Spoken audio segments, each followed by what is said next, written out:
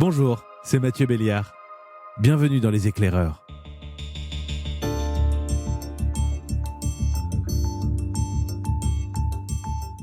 Aujourd'hui, j'ai envie de vous demander comment vous allez. Non pas juste la question rituelle qui n'attend pas forcément de réponse, mais comment vous allez vraiment. En quelques mois, on a été confinés, déconfinés, reconfinés même, et côté moral, on ne va pas se mentir, ça nous a parfois secoués. Au printemps dernier, comme nous tous, le professeur Nicolas Franck a vécu le premier confinement comme un choc. C'était surtout très déréalisant, le monde était différent, tout était vraiment modifié considérablement, appauvri, fermé, coupé, vide. Ça m'a fait très peur, je pense comme tout le monde, je me suis senti perplexe. Et puis, ce psychiatre dans un hôpital à Lyon, spécialiste de la résilience chez les personnes avec des troubles mentaux sévères, s'est dit qu'il était urgent d'agir. Alors il a lancé une vaste étude pour mesurer les effets du confinement sur notre santé mentale. Depuis, il a transformé cette étude en livre. Un livre que je vous conseille pour traverser ce confinement numéro 2, pour aider ceux qui nous entourent et pour préparer la vie d'après aussi. Avec Nicolas Franck, on va comprendre que le confinement a fait de nous de petits oiseaux incapables de se défendre face à un serpent qu'ils n'avaient pas vu venir, comme un lapin dans les phares d'une voiture, quoi. Que ce stress s'est bel et bien transformé en trouble mental chez certains, anxiété, dépression parfois. Et que c'est d'être ensemble, de retisser des liens, de faire attention les uns aux autres qui nous aidera finalement à surmonter cette épreuve. Dans Les Éclaireurs, chaque semaine, on prend le temps d'écouter le monde changer. Épisode 9, le coronavirus et le confinement qui va avec vont-ils nous rendre fous ?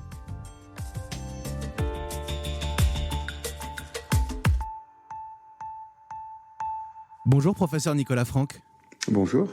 Vous procédez à une analyse méticuleuse des processus, des phases par lesquelles on passe. On va retenir 3 mots pour ceux qui nous écoutent aujourd'hui. Sidération, adaptation et épuisement. Et tout à fait, en espérant ne pas atteindre la phase d'épuisement. La sidération, je crois qu'on l'a tous connue à partir du 16 mars, pendant les quelques jours qui ont suivi. L'adaptation, c'est ce qui s'est passé par la suite, du moins pour la plupart d'entre nous, mais il peut y avoir une adaptation positive ou une adaptation plus douloureuse, plus difficile. Et puis l'épuisement, c'est pour les plus fragiles, pour ceux qui ont dépassé leurs limites et qui sont entrés dans le trouble constitué, trouble anxieux, trouble dépressif ou autres difficultés. La santé mentale, c'est un capital, je pense qu'il faut le voir comme ça, que nous avons tous, qui est plus ou moins solide. C'est comme notre santé cardiaque, ou la santé de nos vaisseaux, la santé de notre peau. Nous avons tous un capital et un seuil de fragilité. Et en fonction du degré de stress, de la pression qu'on nous met, nous pouvons franchir ce seuil de fragilité. Et cette fragilité va s'exprimer selon la dimension dans laquelle on est la plus fragile. Alors, ça pourrait être une dimension cardiaque, si on sort du champ qui nous concerne ce matin. Mais dans le domaine de la santé mentale, ça peut être anxieux, les manifestations, ça peut être dépressif, ça peut être obsessionnel, ça peut être autistique, ça peut être psychotique. Tout dépend du seuil de fragilité qu'on a dans ces différentes dimensions. Professeur, pour qu'on comprenne bien, c'est quoi le stress ? Le stress, c'est une pression qui s'exerce sur l'organisme qui est confronté à la nouveauté.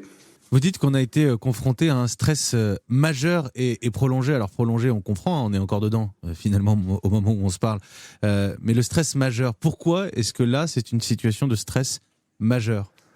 Eh bien, parce que nous avons perdu tous nos repères. En fait, la société a été bouleversée du jour au lendemain, du nord à l'autre, tout a fermé. Nous n'avons plus eu le droit de voir les gens que nous voulions voir, nous n'avons plus le droit de garder nos activités, nous n'avons plus eu le droit de circuler, et nous avons dû nous réorganiser complètement. En fait, notre environnement a été complètement chamboulé, et ça, c'est déréalisant, c'est sidérant. Avec des effets qui se mesurent physiquement, je voudrais qu'on comprenne bien, ça se mesure, l'activité du cerveau, je parle même pas des effets physiologiques, vous les évoquez, les rougeurs, l'accélération du rythme cardiaque, mais qu'est-ce qui se passe dans notre cerveau ou dans notre système nerveux quand on est stressé, professeur ? Eh bien, on peut perdre ses moyens. Le stress, c'est le petit oiseau face au serpent. Soit il est sidéré, il ne sait pas comment réagir, c'est un petit peu ce qui nous est arrivé. Soit il arrive à s'enfuir, soit il lui donne un coup de bec, il combat. En fait, face à la nouveauté, face au danger, dans le règne animal, il peut y avoir 3 types de réactions. Et là, il n'y avait pas de combat possible, puisque la situation était sans solution immédiate. Il n'y avait que la possibilité de rester sur place, d'attendre, donc d'être sidéré finalement. Ça ne nous a pas laissé d'alternative. Si je voulais qu'on revienne sur ce qu'est le stress qu'il provoque chez nous, c'est pour qu'on comprenne bien, on est en train de parler de ce que ce stress a occasionné chez certains, à savoir de véritables troubles et de véritables maladies mentales. Alors en fait, je pense qu'il faut être plus large que ça. Je pense qu'il faut dire que 67 millions de Français ont ressenti un stress très fort. Et pour certains d'entre eux, le seuil de vulnérabilité a été franchi. Et ils sont entrés dans la production de certains symptômes qui ont manifesté leur mal-être. Et pour certains, ça s'est carrément constitué en trouble mental, trouble anxieux ou trouble dépressif principalement. Et quels sont les symptômes, quand on considère que le stress, c'est finalement notre dénominateur commun, quels sont les symptômes de ceux qui vont avoir un trouble ou une maladie en plus? Qu'est-ce qu'on observe? Alors tout d'abord, des manifestations inspécifiques. C'est à ça qu'il faut être vigilant maintenant, parce que le stress, il est moins brutal, moins important que la première fois avec ce deuxième confinement, mais il existe encore. Donc le trouble, il peut apparaître sous la forme de contrariété, d'irritabilité, de rumination, de sentiments qu'on ne va pas s'en sortir, d'impossibilité à se projeter dans l'avenir, de tension mentale ou physique. Et puis petit à petit, ça peut se constituer donc sous la forme d'un trouble anxieux. Ça veut dire que la personne va vraiment être débordée dans la durée par l'émotion de peur, et une peur qui dépasse le danger réel. Ou alors la personne va avoir le développement d'une dépression. Et là, c'est plutôt la tristesse, l'incapacité qui domine. Et donc la personne va être figée, ne pourra plus prendre d'initiative, va être envahie finalement par une impossibilité généralisée.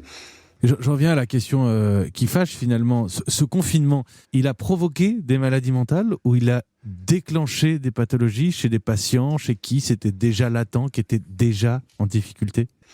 Bien, pour être certain de cela, il faudrait faire une vaste étude épidémiologique. L'enquête que nous avons menée au printemps, elle est sur la base d'un indicateur de santé mentale positive, de bien-être mental. Et là, on voit que ce bien-être a été altéré chez la majorité de nos concitoyens. Ensuite, moi je peux vous parler de mon expérience de psychiatre, puisque j'ai vu des gens dont les troubles déjà constitués se sont aggravés, mais j'ai vu également des personnes qui n'avaient jamais consulté de psychiatre jusque-là venir me voir. Ça m'a frappé aussi. Pour certains d'entre eux, ça va se limiter à une seule séance, avec une écoute et puis des conseils de bon sens. Pour d'autres, ça va mener peut-être à une petite psychothérapie, quelques séances avec une technique spécifique pour les aider. Et puis pour certains d'entre eux, peut-être qu'il faudra des médicaments, mais seulement pour certains d'entre eux. Le monde est doux dehors.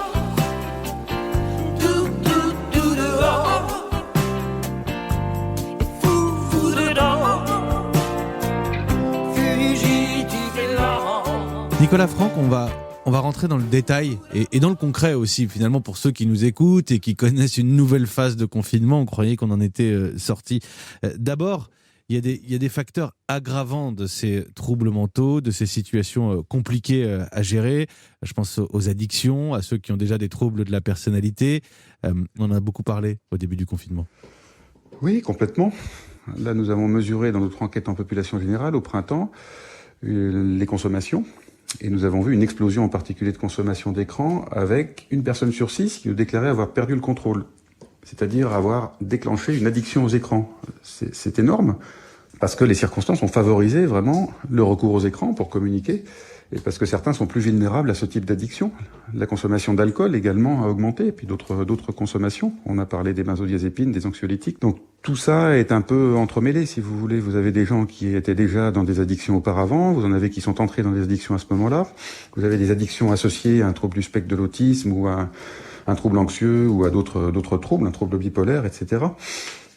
Donc tout ça est venu se combiner pour finalement favoriser l'expression de troubles de santé mentale beaucoup plus largement dans la population. Quand on liste les éléments ou les événements qui ont pu inquiéter les Français que vous avez soignés, les Français sur lesquels vous avez travaillé, on voit qu'arrive très vite la problématique de l'argent, finalement, en avoir ou pas, en manquer. Cette problématique-là, les revenus, le budget, c'est un vrai stress pour les Français que vous avez observés. Complètement, puis c'est un stress tout à fait classique qu'on connaît d'habitude en psychiatrie, c'est-à-dire les gens qui sont dans des difficultés sociales, dans des difficultés financières, ont fréquemment un retentissement en termes de santé mentale, c'est certain. Quand on est dans la nécessité, on se sent moins bien, on ne se projette pas dans l'avenir, donc c'est favorable aux troubles dépressifs et aux troubles anxieux, mais aussi à tout type de troubles.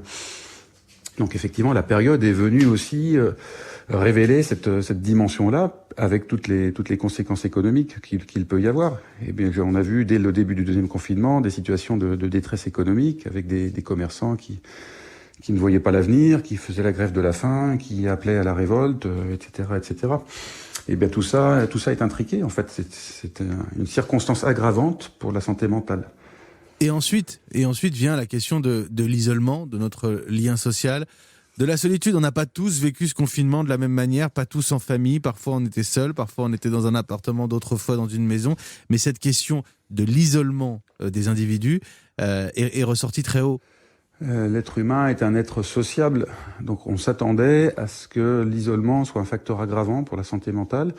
D'ailleurs, au centre de l'enquête, nous avons vraiment beaucoup exploré les contacts sociaux directs, contacts sociaux par téléphone, par SMS, par les réseaux sociaux, etc., etc. Et nous avons montré que c'était un facteur protecteur.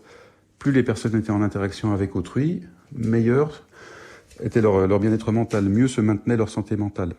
Et tous ceux qui ont été isolés seuls étaient fragilisés encore plus que les autres. Donc je vous suis bien, il y a eu effectivement cette addiction aux écrans, cette perte de contrôle que certains ont dénoncé, mais en même temps vous saluez l'avènement des plateformes, réseaux sociaux évidemment, mais on pense à tout ce qui a pu permettre le télétravail ou les apéros Facebook, etc. etc. Bah oui, imaginez si on avait été confiné comme au Moyen-Âge ou comme au 19e siècle, tout seul chez soi avec une plume et un papier pour écrire, avec une lettre qui met des semaines à partir, à revenir pour la réponse. Enfin, ça aurait été évidemment bien pire. On a maintenu finalement nos contacts, on a maintenu notre santé aussi grâce à ça. Ça peut être à la fois un mode d'expression de notre fragilité, d'une certaine fragilité, mais c'est également un facteur de résilience complètement évident. Alors dans notre enquête, les facteurs protecteurs en termes de contacts sociaux, c'était les contacts directs, le téléphone, les échanges directs via les réseaux sociaux, quand on se parle sur Zoom, sur Skype, etc. Mais ça n'était pas le fait d'aller sur Facebook, LinkedIn, etc., mettre un post. Ça n'était pas corrélé spécialement à un maintien du bien-être mental. On rentre dans le confinement, on a peur pour son emploi, ses revenus, on se retrouve isolé et on s'ennuie, on imagine la situation catastrophique. Et en même temps, si on n'est pas frappé par la maladie, le Covid, par ses effets économiques et sociaux, par ces problématiques de santé mentale dont nous parlons, on a le droit d'avoir apprécié la période ? Mais bien sûr, mais même c'est très bien si on a apprécié la période. Moi, non, mais on s'en sentirait presque coupable.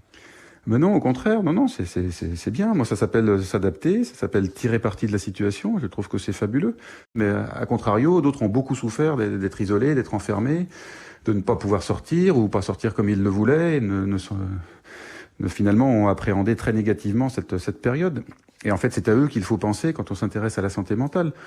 Ceux qui s'en tirent bien, finalement, il faut les féliciter, il faut les encourager. Et puis le deuxième confinement, il est probable qu'ils vont le vivre de la même manière.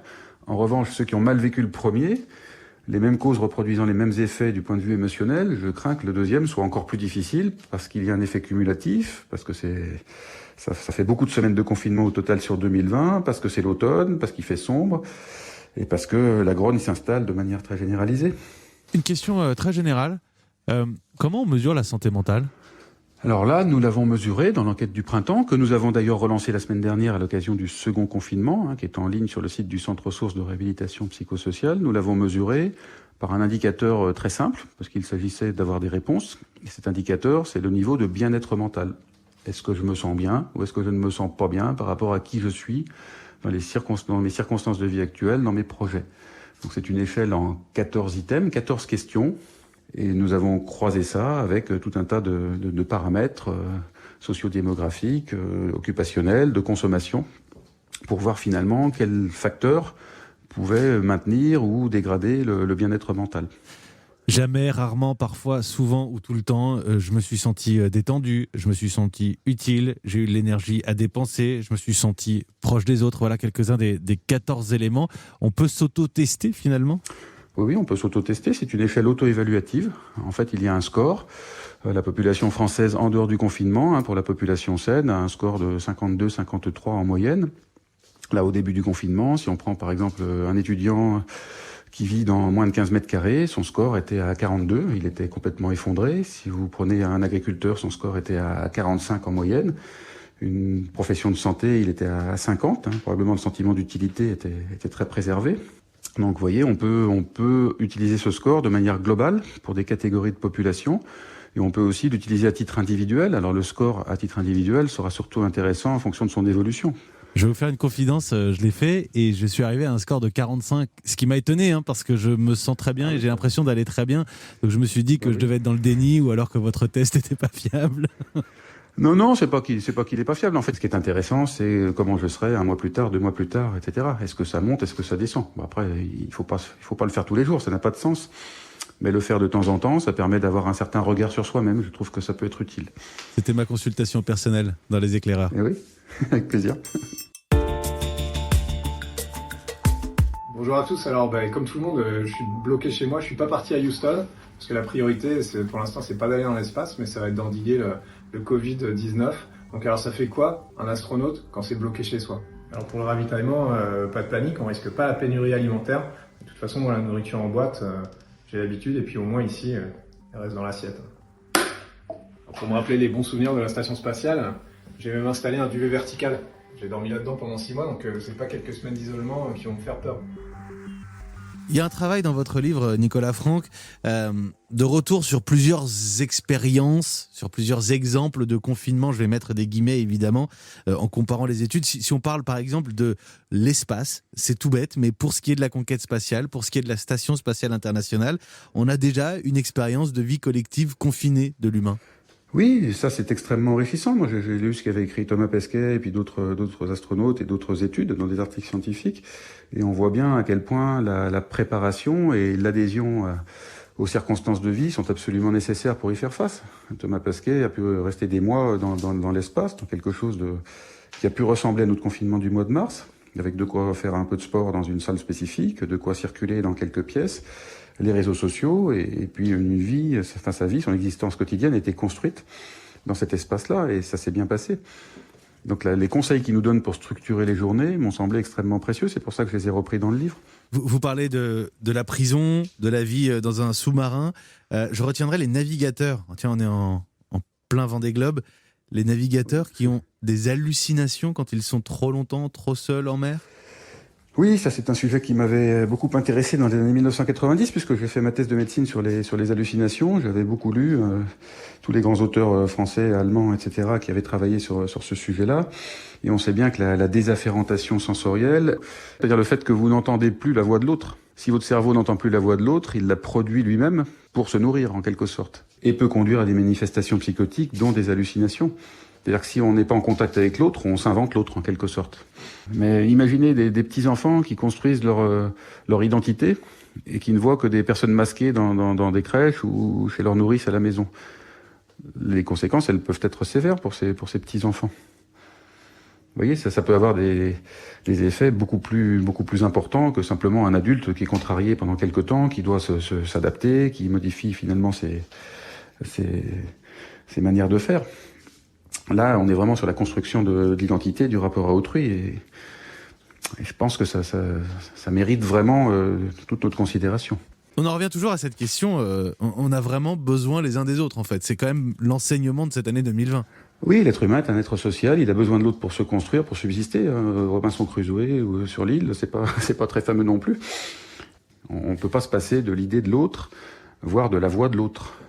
Et la guerre, alors, professeur, le lexique? On est en guerre, on réunit un conseil de défense, ça a forcément un impact sur la population.